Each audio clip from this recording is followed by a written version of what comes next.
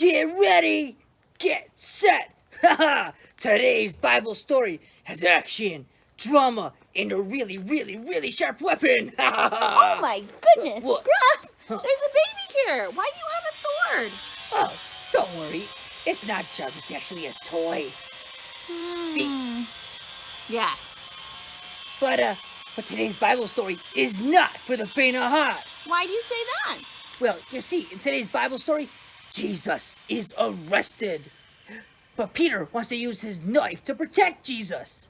So people were spreading lies about Jesus, and some people wanted to kill Jesus. Why would they want to do that? He was praying. Wait, praying?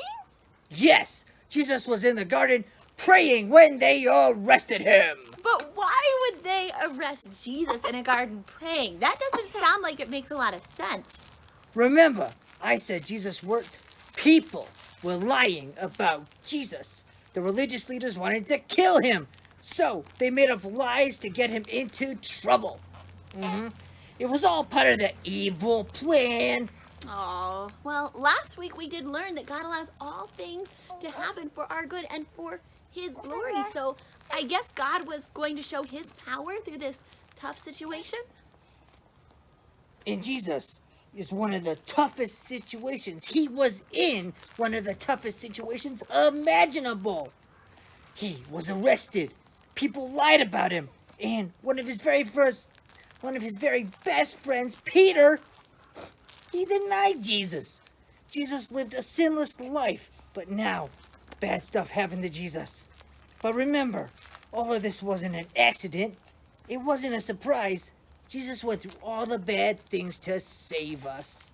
Yes, although people treated Jesus unkindly, He was loving and forgiving. Jesus chose not to fight. Not to fight? No, Jesus told Peter to put his sword away. Wow, I've got to see this. I'm ready. Let's play the Bible story video.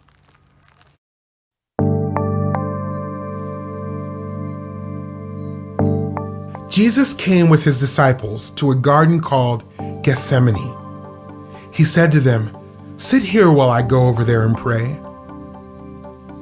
Jesus took 3 of his disciples into the garden, and Jesus became very sad and troubled. Jesus told the 3 disciples to stay there, and he went a little farther. Jesus fell face down and prayed, "Father, if it is possible, spare me from this, but I want to do your plan." Jesus came back and found the 3 disciples asleep. He asked Peter, "Couldn't you stay awake with me for 1 hour?" Jesus went away and prayed a second time. Then he found his disciples sleeping again. He said, "Are you still asleep? Get up, for it is almost time. Someone is going to betray me." Suddenly, Judas arrived with a large crowd carrying swords and clubs. Judas kissed Jesus so the crowd would know which man was Jesus. The men grabbed Jesus and arrested him. Peter pulled out his sword to fight the man, but Jesus told Peter to put away his sword. Jesus said, "Isn't this what God planned all along?"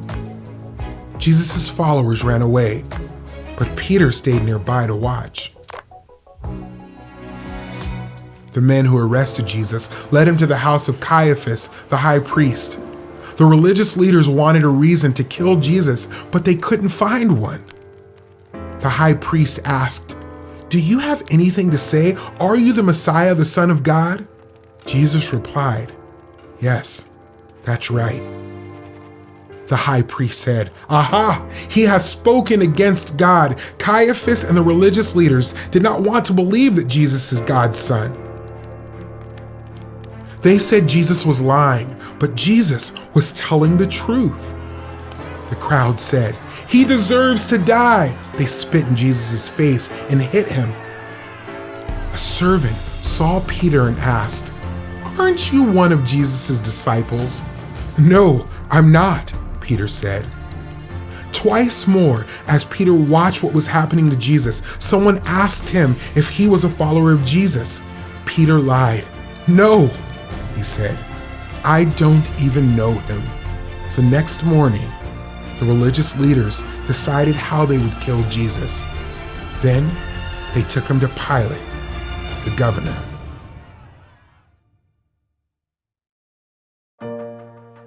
Jesus knew that his death was God's plan to save people from sin. Jesus' friends turned against him and he was arrested and put on trial. But Jesus followed his Father's plan in order to bring salvation to the world.